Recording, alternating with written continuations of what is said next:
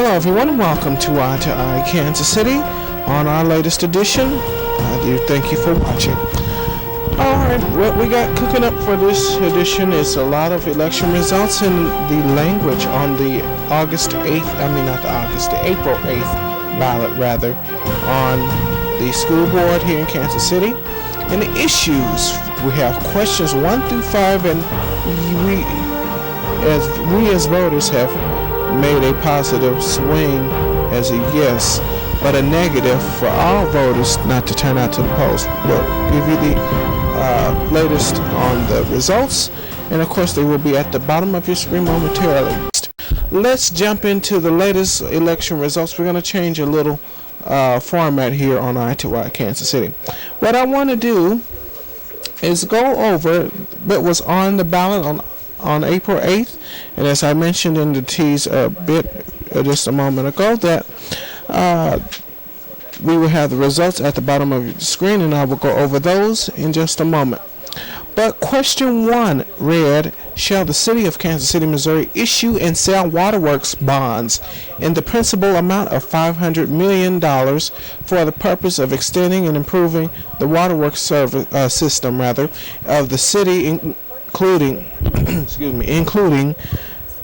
but not limited to: number 1, the continued expansion of the water distribution system; number 2, the replacement of water mains; number 3, the rehabilitation and expansion of the water treatment plants, pump stations, and other water facility improvements; number 4, ensuring a reliable water supply to intake modifications and or supplemental ground water supplies; number 5, protecting and safeguarding the waterworks system with the principal and interest of said bonds to be payable solely from the revenues derived by the city from the operation of its waterworks system, including all future improvements and expansions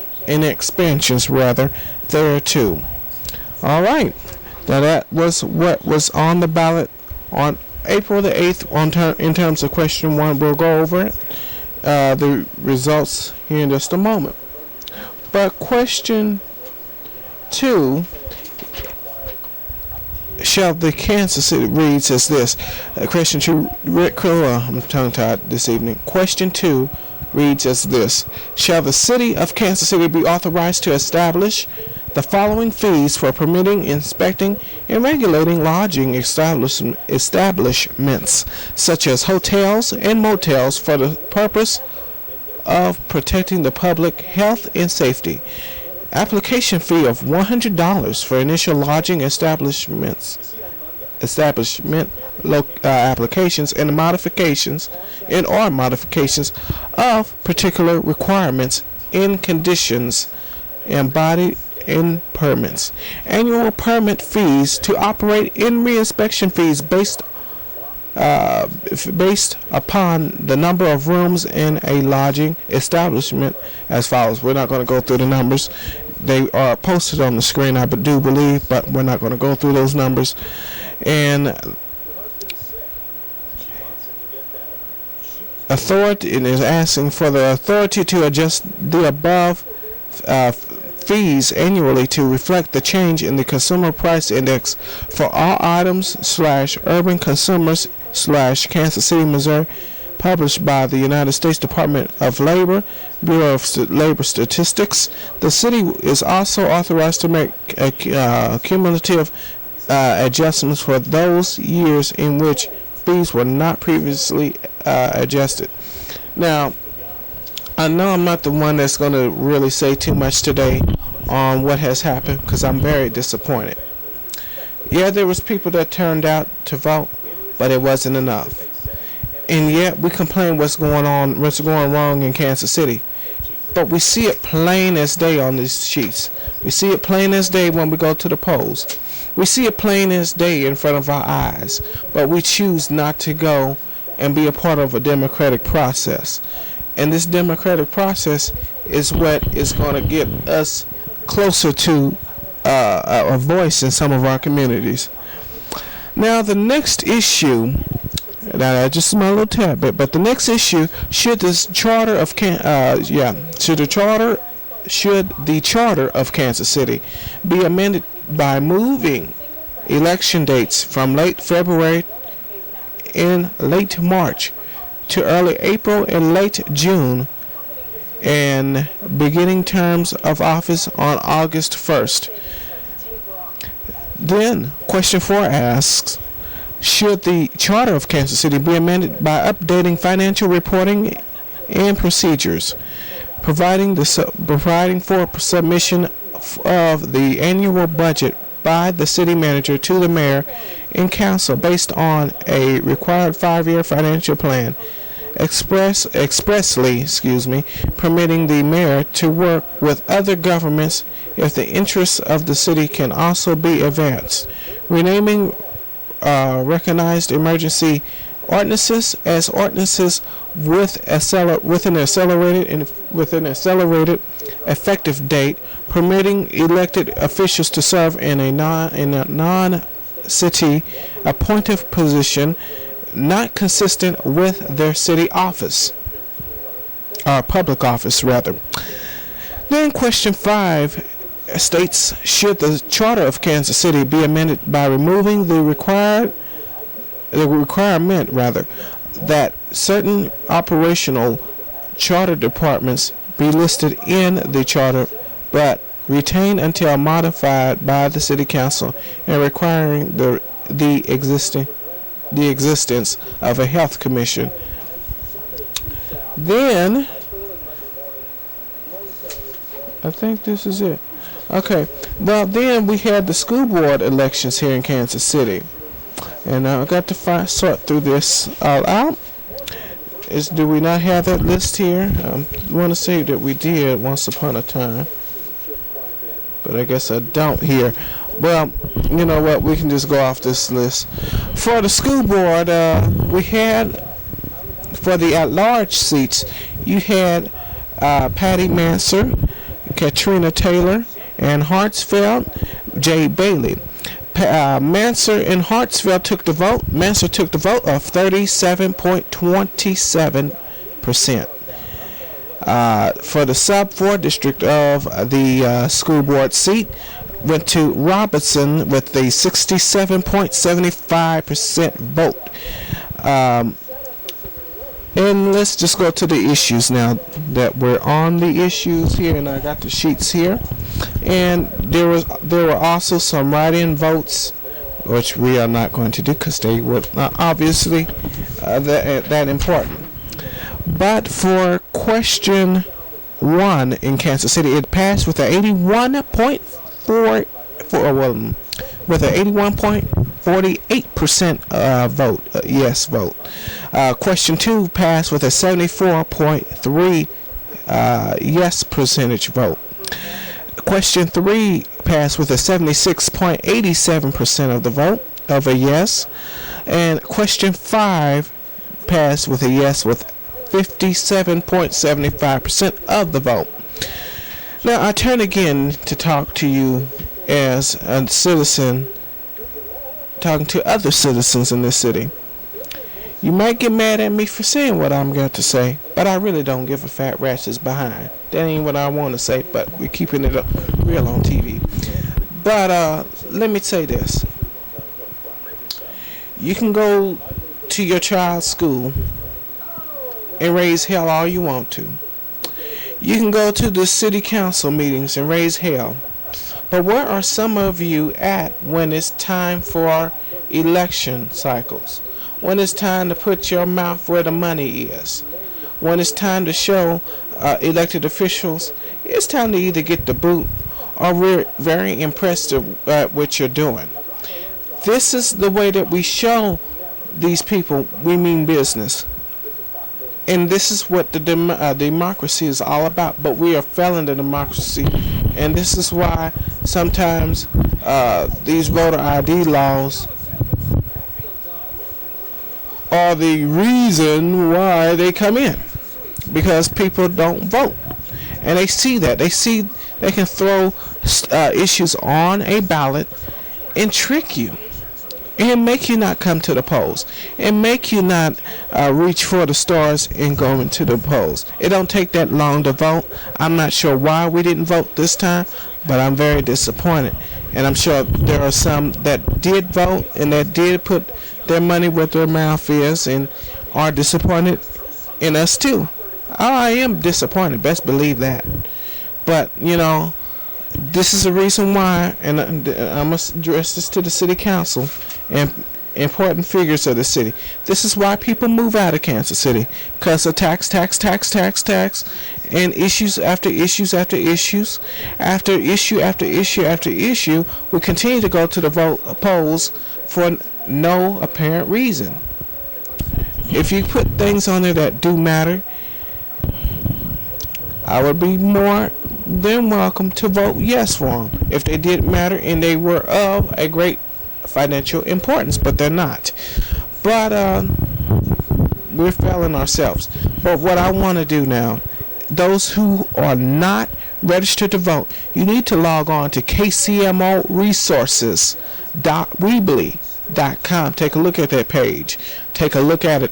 I'm going to say it again. Take a look at KCMOresources.weebly.com, because there is no reason why those who are registered to vote, those who wasn't registered to vote. Now let's take a look at who turned up to the polls. 16,804 people showed up to vote. That equates to about 213 registered voters that casted their votes and skipped that 16 number for me. But there still isn't enough for why people didn't turn out. We should be getting a greater turnout. And this was projected to be a low voter turnout event for April the 8th. I'm almost at August again. And we got to be looking out for August. We got to be at the polls on August. I'm holding you all responsible. We can't just show up with the major presidential election. That is important too, and I'm not trying to take us away from that. What I am going to take us away from is just showing up on one big major election. We need to start showing up to everything that is on a ballot. When streetcar comes and they start to fail, then guess whose problem that is? And they put it on the ballot, and we so dumb enough to not go vote. And we the ones that are living in the central core of the city that is hit with the tax burden the most. While those who live up in the Northland, in the south of the city, in the east, west, northeast, southeast of the city, central core of the city, shall I say, aren't hit with it, don't have a big burden, but are so enjoying the fruits of our own labor, shall I say. Nevertheless, that doesn't make any sense to me, and the way that we continue to do business here in Kansas City isn't quite working too well. But what I'm going to do is turn it over to a commercial break. We will be right back with more of Eye to Eye Kansas City. Don't go anywhere.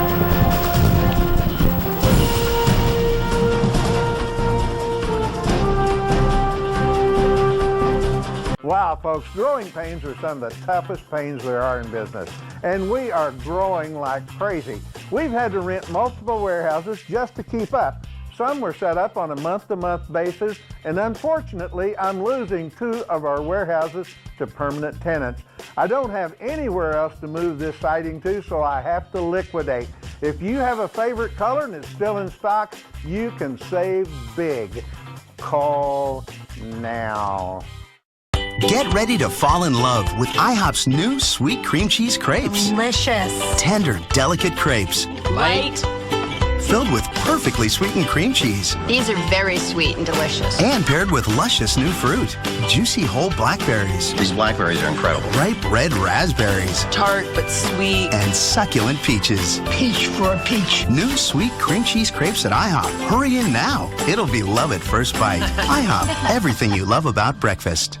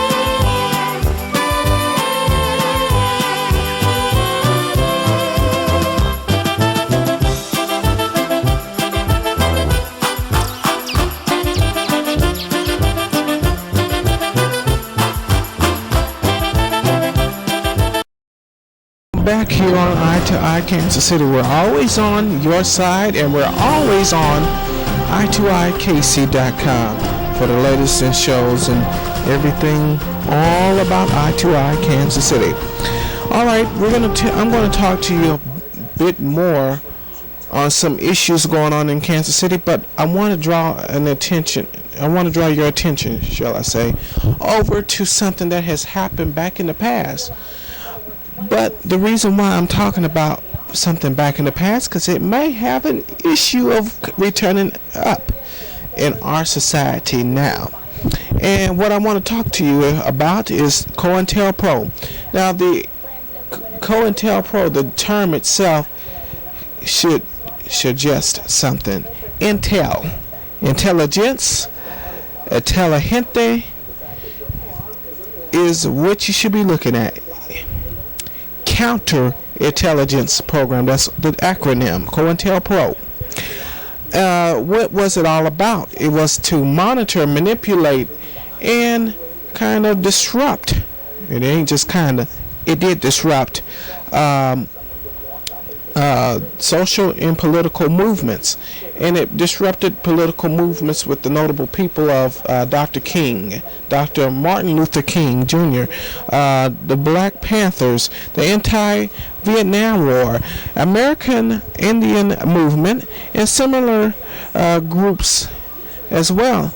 Now, what happened? I'm going to explain to you now. This isn't everything that has happened, but this is one specific scenario that I'm going to set it up for you. You know, the government, such as government agencies such as the FBI, come into, let's pick Black Panthers for example. We'll come into the Black Panthers and have a person go undercover, see what's going on, and try to dig some information, get into the inner workings of the group, and get in good with the group, and try to dig out and scope out information. Now, if the information turned out that it was pro anything besides the government, oh, well, you know, it was going to destroy these folks, such as the Dr. King and groups and so forth and so on, and try to break apart these groups. And these groups didn't do anything wrong, but try to liberate, educate people about what was going on in the times. And this was again in the 60s. Now, I want to bring up an important person that was somewhat involved with this. Assata, hopefully I'm saying it right, Shakur, Tupac Shakur's mama. She was wanted. She was the FBI's most wanted for shooting dead a New Jersey state trooper, and this is according to Democracy Now. And you know, they was looking after Assata Shakur because I don't get our government. And she's been trying to resume her innocence and trying to make sure that she wasn't guilty. She's been trying to plead her innocence for quite a long while. But I don't get it. I just do not get it. But I don't have a lot of time to spare on this, as we do have to get off the air soon at some point. All right, moving your attention to the Green Impact Zone. 5 years later, the Green Impact Zone is gone. It tried to bring on a green environmental approach, but it was all of what you got in the result of it: curb appeal, sidewalks, transportation, mass transit in terms of the MAX bus system from the KCATA. In total, $166 million. I could tell you what I could spend $166 million. Give me $1 million, and hey, we will have a show in Hawaii. But anyhow, $166 million have went to those improvements in which I just said not too long ago. There was some federal investments, but $4 million from Kansas City came from Kansas City rather for administrative costs. And I think that let me give my quick commentary on this. I think the Green Impact Zone was alright, but it didn't do enough. What the hell did you do with $166 million? And that still looked like crap. And that further lets you know that the neighborhoods in Kansas City continue to be misinvested in. And I know that may not be a word, but I want people to understand that anytime you have a government spent entity as the Green Impact Zone was, you're not going to get much work done. You're not going to see any return on investment in terms of finances. You're going to see money spent on various things. I'm tired of people. There were smart meters, for example, that were placed in people's homes to monitor their electric usage.